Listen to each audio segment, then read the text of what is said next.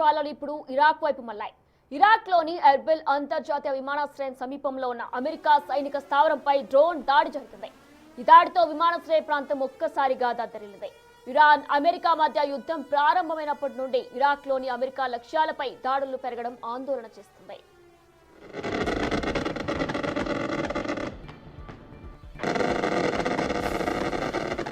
Erbil అంతర్జాతీయ విమానాశ్రయానికి అత్యంత సమీపంలో ఉన్న అమెరికా బలగాలను టార్గెట్ చేసుకుని పేలుడు పదార్థాలతో కూడిన డ్రోన్లు విరుచుకుపడ్డాయి. ఈ దాడి జరిగిన వెంటనే విమానాశ్రయ ప్రాంతంలో భారీ పేలుడు శబ్దాలు వినిపించాయని, దట్టమైన పొగ కమ్మేస్తుందని స్థానిక భద్రతా సిబ్బంది తెలిపారు. అయితే అమెరికా రక్షణ వ్యవస్థలు కొన్ని డ్రోన్లను గాలిలోకి ఆడుకున్నట్లు కూడా సమాచారం.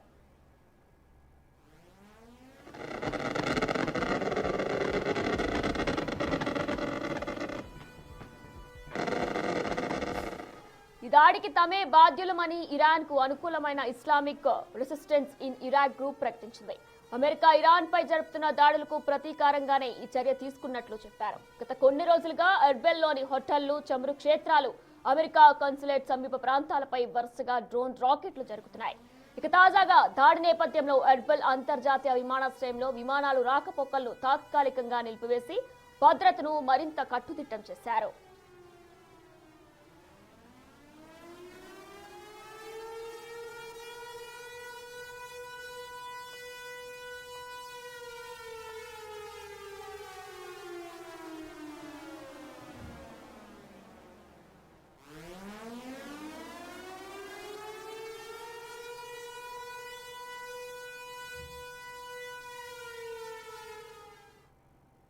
ఓవరాల్ గా Iran Israel war, America president కమెంట్లపై మీ దగ్గరున్న డీటెయిల్స్ ఏంటి శివ ప్రస్తుతం?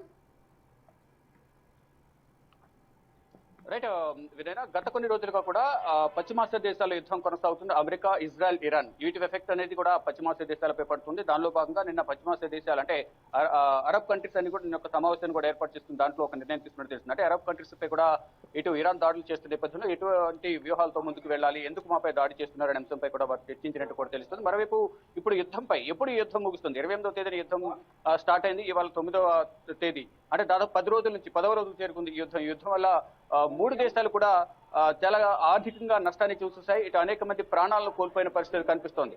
దానిలో భాగంగానే ఈ రోజు ప్రధానంగా అందరూ కూడా ప్రపంచవ్యాప్తంగా తీవ్ర చర్చ అయితే కొనసాగుతుంది. యుద్ధం ఎప్పుడు ఆగుతుంది, ఎప్పుడు ఎవరు వెనకడుగు వేస్తారు, దీనిపై ఎవరు నిర్ణయం తీసుకుంటారు అనే అంశాలపై కూడా ప్రధానంగా చర్చ కొనసాగుతుంది. అయితే ఇప్పటికే అందరూ కూడా ప్రపంచ దేశాలనేది కూడా యుద్ధాన్ని శాంతిపూర్వక చర్చలతో చర్చించుకుని యుద్ధం ఆపాలి, ప్రపంచ శాంతిని దృష్టిలో ఉంచుకుని అనేది కూడా అందరూ భావిస్తున్నారు. కానీ ఇటు ప్రధాని బెంజమిన్ నెతన్యాహు, ఇజ్రాయెల్ ప్రధాని బెంజమిన్ నెతన్యాహు, అలాగే అమెరికా అధ్యక్షుడు డొనాల్డ్ ట్రంప్ ఇద్దరు కూడా సంయుక్తంగా నిర్ణయం తీసుకుంటారు అనేది ప్రచారం జరుగుతుంది. కానీ ట్రంప్ మాత్రం యుద్ధం ఎప్పుడు ముగించాలి, ఎప్పుడు కొనసాగించాలి అనేది నిర్ణయం నేనే తీసుకుంటాను అనేది ట్రంప్ వ్యాఖ్యానిస్తూ ఉన్నారు. అంటే ఈ బెంజమిన్ నెతన్యాహుతో సంప్రదింపులు జరిపిన తర్వాత ఎప్పుడు దీనికి ముగింపు పలకాలి అనే అంశంపై ప్రధానంగా చర్చలు కొనసాగుతున్నాయి. కాబట్టి దీనికి సంబంధించి తుది నిర్ణయం అనేది నేనే తీసుకుంటాను. కానీ బెంజమిన్ నెతన్యాహు ఇజ్రాయెల్ ప్రధాని అభిప్రాయం కూడా తెలుసుకోవాల్సి ఉంటుంది. ఆయన అభిప్రాయం తెలుసుకున్న తర్వాత సంయుక్త ప్రకటన చేస్తాము. ఎప్పుడు యుద్ధం ముగించాలి, ఎప్పుడు దాడులు చేయకుండా ఆపాలి అనే అంశంపై కూడా చర్చలు జరుగుతాయంటూ కూడా ఇటు అమెరికా అధ్యక్షుడు డొనాల్డ్ ట్రంప్ తెలియజేశారు. ఒకవేళ అమెరికా వెనుకడుగు వేస్తే ఈ యుద్ధానికి సంబంధించి, ఇరాన్ పైన యుద్ధానికి సంబంధించి బెంజమిన్ నెతన్యాహు ఇజ్రాయెల్ ప్రధాని ఒంటరిగా ముందుకు వెళ్తారా ట్రంప్ నిర్ణయాన్ని కాదని, లేదా ఇద్దరు కలిసి చేస్తారనే దానిపై కూడా ట్రంప్ కూడా దీనిపై స్పందించారు. అంటే నా మాట కాదని ఇజ్రాయెల్ ప్రధానమంత్రి బెంజమిన్ నెతన్యాహు యుద్ధానికి ముందుకు వెళ్తారని నేను అనుకోవడం లేదు, యుద్ధం చేయకపోవచ్చు, ఏదైనా కానీ తుది నిర్ణయం అనేది నా చేతుల్లోనే ఉంది అనేది కూడా అమెరికా అధ్యక్షుడు డొనాల్డ్ ట్రంప్ ఒక ప్రకటన విడుదల చేశారు. అయితే ఇప్పుడు ఇరాన్ పై యుద్ధం అనేది తుది నిర్ణయం అమెరికాదే అంటూ చెప్తూనే పరిస్థితులన్నింటినీ కూడా బేరీజు వేసుకుని, అంటే 3 దేశాల్లో ఇటు ఇరాన్ కానీ, అమెరికా, ఇజ్రాయెల్ 3 దేశాల్లో పరిస్థితులు బేరీజు వేసుకుని ఒక నిర్ణయం తీసుకుంటామనేది ప్రధానంగా చెప్తున్నారు. ఇక విడిగా యుద్ధం చేయాల్సి వస్తే ఎదురాలు చేస్తుందా లేదా అనేది కూడా వీరిద్దరితో చర్చల తర్వాత ఒక అధికారికంగా నిర్ణయం వెల్లడించే అవకాశం అయితే ప్రధానంగా కనిపిస్తోంది. మరోవైపు ఇప్పటికే ఇరాన్ ఆర్థికంగా కానీ, ఇటు ప్రాణ నష్టంగా కానీ భారీగా జరిగింది ఇరాన్కు. దానిలో భాగంగా ఇరాన్ కూడా ఎక్కడ కూడా సుప్రీం లీడర్ను కోల్పోయిన బాధలో ఉన్న నేపథ్యంలో ప్రతీకార దాడులను మేము చేస్తూనే ఉంటామనేది కూడా ప్రధానంగా వారు చెప్తూ ఉన్నారు. అయితే ఈరోజు పార్లమెంటు వేదికగా కూడా ఈ పశ్చిమాసియా దేశాల్లో కొనసాగుతున్న యుద్ధం పైన విదేశాంగ శాఖ మంత్రి ఎస్ జయశంకర్ కూడా ఒక ప్రకటన కూడా విడుదల చేయనున్నారు. అమెరికా అధ్యక్షుడు అలాగే ఇరాన్ ఇజ్రాయెల్ మధ్య కొనసాగుతున్న యుద్ధానికి సంబంధించి ఎప్పుడైతే ఇజ్రాయెల్ నుంచి పర్యటన ముగించుకుని 2 రోజుల తర్వాత ఢిల్లీ ఇండియాకు వచ్చిన 2 రోజుల తర్వాతే ఈ యుద్ధం జరిగింది కాబట్టి ఈ యుద్ధం జరుగుతున్నట్లుగా ముందుగానే ప్రధాని నరేంద్ర మోడీకి తెలుసా లేదా, దీనిపై ఎందుకు స్పందించడం లేదు ప్రధాని నరేంద్ర మోడీ అనేది కూడా ప్రధానంగా విపక్ష పార్టీలు రాహుల్ గాంధీ తీవ్రంగా ఆరోపణలు చేస్తూ ఉన్నారు. ఇప్పుడు ప్రధానంగా యుద్ధానికి సంబంధించి 28వ తేదీన యుద్ధం మొదలైంది. ఎప్పుడు ఈ supremo leader Iran supreme leader Ayatollah Ali Khamenei మృతితో ఆయనపై దాడి చేయడం, అక్కడి నుంచి కూడా యుద్ధం అనేది తీవ్ర రూపం దాల్చింది. తర్వాత ఇరాన్ సుప్రీమో లీడర్ తదుపరి వారసుడు ఎవరు అనే దానిపై మాత్రం చర్చలు కొనసాగాయి. అయితే ముతాబజ్ ఖమేనీ ఆయన కుమారుడు ముజాతబ్ ఖమేనీని నియమించారు అనే ప్రచారం జరిగినప్పటికీ కూడా ఎక్కడ కూడా ఇటువంటి అధికారిక ప్రకటన చేయలేదు. యుద్ధం తర్వాత దీనిపై అధికారిక ప్రకటన చేసే అవకాశం అయితే కనిపిస్తుంది. కానీ తదుపరి సుప్రీం కమాండరే మా టార్గెట్ అంటూ కూడా ఇరాన్ అమెరికా ఇజ్రాయెల్ అమెరికా ప్రకటన చేసిన నేపథ్యంలో ఆయన అంత్యక్రియలు కూడా ఖమేనీ అంత్యక్రియలు కూడా వాయిదా వేసుకున్నారు. ఒక ప్రార్థన మందిరంలో ఈ అంత్యక్రియలు జరగాల్సి ఉంది, కానీ ఆయన ఈ అంత్యక్రియలను కూడా వాయిదా వేసుకున్నారు. తర్వాత అధికారికంగా అంత్యక్రియలు ప్రకటన చేసే అవకాశం ఉన్నట్టు కూడా ప్రచారం జరిగింది. కానీ ఇప్పటి వరకు కూడా అంత్యక్రియలకు సంబంధించి ఎక్కడ కూడా ఎటువంటి అధికారిక ప్రకటన విడుదల చేయలేదు ఇరాన్. కానీ ఇప్పుడు ఇరాన్ సంబంధించిన సుప్రీమో కమాండర్ ఎవరు, నెక్స్ట్ సుప్రీమో లీడర్ ఎవరు అనేది కూడా ప్రధానంగా చర్చ కొనసాగుతుంది. కానీ ఇప్పటికీ ఒక నియామకం జరిగినప్పటికీ కూడా దానికి సంబంధించి ఎక్కడ కూడా అధికారికంగా ప్రకటించడం లేదు. ఆయన వారసుడిగా ఆయన 2వ కుమారుడు ముజాతబ్ ఖమేనీని నియమించారని ప్రచారం జరుగుతున్నప్పటికీ కూడా ఎక్కడ దాడి చేస్తారనే ఉద్దేశంతోనే అధికారికంగా ఎక్కడ కూడా ప్రకటన అనేది విడుదల చేయడం లేదు. దానిలో భాగంగానే ఇప్పుడు ప్రధానంగా ఏం జరగబోతోంది, అటు పశ్చిమాసియా దేశాల్లో యుద్ధం కొనసాగుతున్న నేపథ్యంలో ఒకవైపు విపక్ష పార్టీలు డిమాండ్ చేస్తున్న నేపథ్యంలో అటు సో ఇప్పటికీ కువైట్ లో అమెరికా సైనికుడు కూడా మృతి చెందాడు. అయితే ఒక రకంగా హెల్త్ సమస్య వల్లే మృతి చెందాడంటూ కూడా చెప్తూ ఉన్నా, మరొక రకంగా ఈ దాడుల్లో అమెరికా కూడా నష్టపోతుంది అనుకోవచ్చా? రైట్, ఎక్కడైతే పశ్చిమాసియా దేశాల్లో అమెరికాకు సంబంధించిన వైమానిక స్థావరాలు, ఎయిర్ బేస్లు, సైనిక స్థావరాలు ఏవైతున్నాయి వాటన్నిటిపై కూడా దాడులతో ఇరాన్ విరుచుకుపడుతోంది. అంటే ప్రత్యక్షంగా వారు యుద్ధంలో పాల్గొనకపోయినప్పటికీ కూడా ఏవైతే 12 నుంచి 14 దేశాలు ఉన్నాయో పశ్చిమాసియా దేశాల్లో వారికి సంబంధించి అంటే ప్రధానంగా అమెరికాకు సంబంధించిన వైమానిక స్థావరాలను కూడా అక్కడ ఉన్న నేపథ్యంలోనే యుద్ధం చేయవలసి వస్తుంది అనేది కూడా ఇరాన్ చెప్తోంది. అక్కడి నుంచే షెల్టర్ తీసుకుని అక్కడి నుంచి మాపై దాడులు చేస్తున్నారు కాబట్టి మేము దాడులు చేయాల్సి వస్తుంది అనేది కూడా ఇరాన్ సమర్థించుకుంటూ ఉంది. ఈ నేపథ్యంలోనే పశ్చిమాసియా దేశాలని కూడా ఈ ఇరాన్ దాడిని వ్యతిరేకిస్తూ ఉన్నాయి.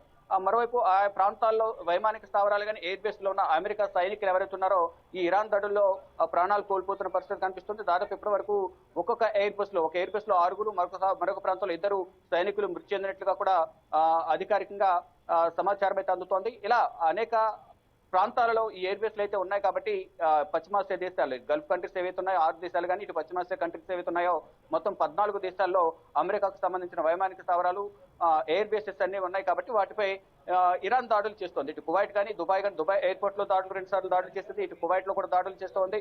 మరోవైపు జోర్దాన్ కానీ బెహ్రైన్ ఇతర ప్రాంతాలు ఏవైతే ఉన్నాయో ఆ ప్రాంతాలు యుఏఈ ఈ ప్రాంతాలన్నిటిపై ఈ దేశాల్లోని ఎయిర్ బేస్ల పైన ప్రధానంగా ఇరాన్ దాడులు చేస్తూ ఉంది. ఈ దాడులన్నీ కూడా అడ్డుకోవాలి అనేది ప్రధానంగా వారందరూ అమెరికా అధ్యక్షుడు కోరుతున్నప్పటికీ కూడా అమెరికా అధ్యక్షుడు పట్టించుకోవడం లేదు. కేవలం ఇజ్రాయెల్ మాత్రం సపోర్ట్ చేస్తున్నారనేది ఒకంత అసంతృప్తి కూడా ట్రంప్ పైన ఈ పశ్చిమాసియా దేశాలు వ్యక్తం చేస్తున్న నేపథ్యంలో ఏం జరగబోతుంది అనేది కూడా చూడాల్సి ఉంది. ఒకవైపు ఇరాన్ చేస్తున్న దాడులను కువైట్ ఎదుర్కొంటున్నట్లు కూడా తెలుస్తుంది. కువైట్ పైన ఏదైతే డ్రోన్స్ కానీ మిసైల్స్ ప్రయోగిస్తున్న నేపథ్యంలో వాటన్నింటినీ కూడా క్షిపణులతో కువైట్ కూడా అడ్డుకుంటున్నట్లు కూడా తెలుస్తోంది. అయితే ఈ పశ్చిమాసియా దేశాల్లో జరుగుతున్న యుద్ధాన్ని, ఇటు 3 దేశాల మధ్య జరుగుతున్న యుద్ధాన్ని ఆపాలంటే మాత్రం తుది నిర్ణయం తీసుకోవాల్సింది నేను నిర్ణయం తీసుకున్న తర్వాత అంటే ప్రజెంట్ పరిస్థితులను బేరీజు వేసుకుని అంతా చర్చలు జరిపిన తర్వాత ఒక నిర్ణయం తీసుకుంటామంటూ కూడా ట్రంప్ చెప్తున్నారు. కానీ ట్రంప్ తీసుకున్న నిర్ణయానికి బెంజమిన్ నెతన్యాహు, ఇజ్రాయెల్ ప్రధాని బెంజమిన్ నెతన్యాహు సమర్థిస్తారా, ఆయన తీసుకున్న నిర్ణయంతో ఏకీభవిస్తారా అనేది చూడాల్సి ఉంది. కానీ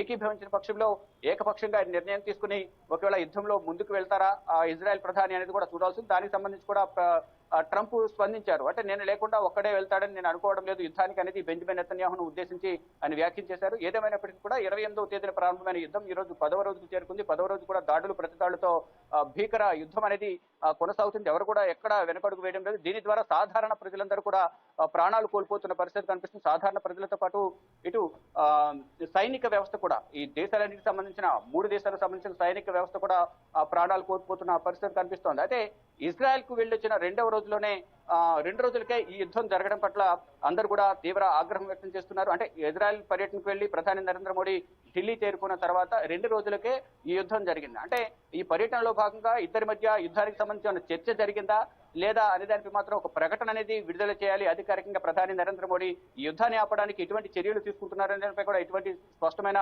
ప్రకటన విడుదల చేయడం లేదు. మరోవైపు అక్కడ ఆ దేశాల్లో చిక్కుకున్న భారతీయుల ప్రాణాలు కూడా అక్కడ ఇబ్బందికరంగా మారాయి.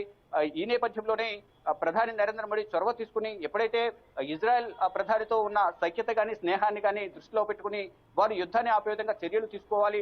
మరోవైపు ప్రధాని నరేంద్ర మోడీకి ఇటు అమెరికా అధ్యక్షుడు డొనాల్డ్ ట్రంప్ కూడా మంచి రిలేషన్ ఉంది కాబట్టి ఆయనతో కూడా మాట్లాడి యుద్ధం లేకుండా చేయాలి అనేది కూడా ప్రధానంగా విపక్ష పార్టీలు తీవ్ర ప్రశ్నలు లేవనెత్తుతున్నాయి. దానిలో భాగంగానే ఈ రోజు లోక్సభ రాజ్యసభలో కూడా వాయిదా తీర్మానం నోటీసులు ఇచ్చే 2 సభల్లో కూడా పార్లమెంటు ఉభయ సభల్లో వేదికగా ఈ రోజు ఈ 3 దేశాల మధ్య నెలకొన్న యుద్ధం ఏదైతుందో ఈ యుద్ధానికి సంబంధించి చర్చ చేపట్టాలనేది కూడా ప్రధానంగా వారు డిమాండ్ చేస్తున్నారు. దానిలో భాగంగానే ఇప్పుడు ఈ యుద్ధానికి సంబంధించి ఏం జరగబోతుంది, ఎటువంటి నిర్ణయాలు తీసుకుంటారు, ఇప్పుడు ట్రంప్ తీసుకున్న నిర్ణయం బట్టి ఫర్దర్ గా ఈ యుద్ధానికి సంబంధించి ఫర్దర్ గా జరిగే పరిస్థితులను బట్టి కూడా ఇక్కడ ముందడుగు వేసే అవకాశం ఉంది ప్రధానంగా కనిపిస్తుంది. అంటే ఇరాన్ మాత్రం ఎక్కడ కూడా వెనుకడుగు వేసేది లేదని చెప్తూ ఉంది.